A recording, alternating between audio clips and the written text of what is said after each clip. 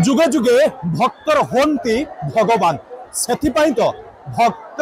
सबुबले भगवान पाखरे शरणापन्न होती। ये हूँ से चड़क यात्रा जो लक्ष लक्ष भक्तर समागम होता है। जो स्तंभी काठ कौन कहीं नील पालन कराए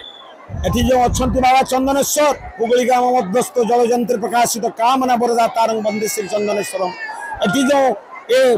सारा पृथ्वी रे जो महान चड़क पर्व कहले अत्युक्ति हेबनी तार आज नील पर्वर उद्देश्य होते समुद्र मंथन है देवता और असुर मैंने आमर बासुकी नाग को कले जिते हल विष बाहर त्रिपुर को रक्षा करने स्वयं शिव ताक पान करते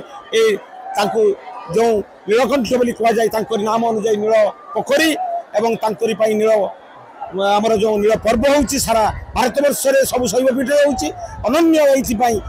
शिव एवं दुर्गा प्रति स्तंभी काठ अच्छी से स्तंभी काठ को उठेला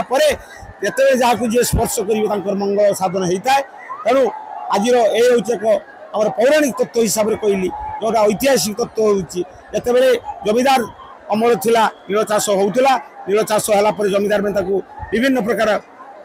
पाखर नहीं ये करुले कर नौले से बाबा चंदनेश्वर जमीदार मान प्रत्याख्यान कर भाव में चाषी मान रक्षा कर अनुसार आज नील पर्व होती भक्त और भगवान ये एकाकार हो भक्त भगवान समस्त एकाकार हो जाती समस्ते भगवान भक्ति भिजुंट ये स्तंभी काठ को उठाउछंती एवं जो पौराणिक किंवदंती कहते महर्षि तपन कुमार पंडा जे जेते महादधी समुद्र मंथन होता से जो विष बाहरी हल हल नीलकंठेश्वर ताको विष पान कर नीलकंठेश्वर पलटि जाते से किंवदंती अनुसार ये रही नील पोखरी रे वर्ष जाक जो शिव पार्वती प्रतिमुस्तंभी काठ से नील पोखरी रे पड़ी रही थाए आज नील पार नील आज ताको उठाई समस्ते आज कृतार्थ होती भगवान दर्शन पाउचंती एवं लक्ष लक्ष श्रद्धालु लक्ष लक्ष भक्त से बाबा नाम गुणगान करचंती कहीं बाबा तंकर मनस्कामना पूर्ण करेंगे। यहाँ पर रही आज पर 13 दिन धरी चली चड़क यात्रा आज हूँ जेहेतु नील पर्व यहाँ पर रही जो पाट यात्रा हूँ चड़क यात्रार अंतिम यात्रा ये अंतिम यात्रा